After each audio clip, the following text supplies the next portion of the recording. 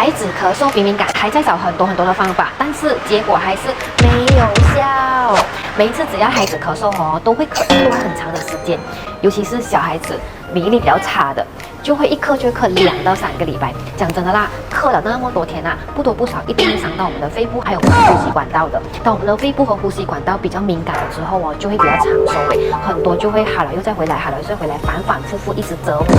我们现在呢就有2个。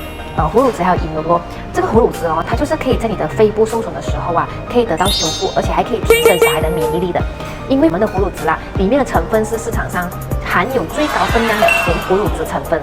而且虎乳汁它是专修复我们的肺部清理肺部的杂质修复坏死的细胞，还有让我们的肺部恢复正常运作的。虎乳汁它不是药它也没有添加任何的西药成分，所以不用担心它有没有什么副作用或者是吃了会伤害身体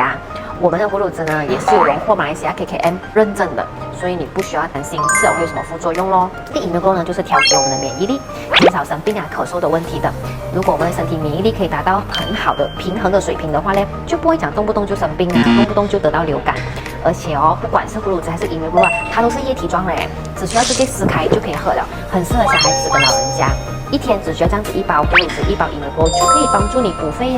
增强免疫力了。如果你想要了解更多关于这个虎乳汁银露的话呢，一定要来找我黄飞，我是 Thai Gloss 的授权代理。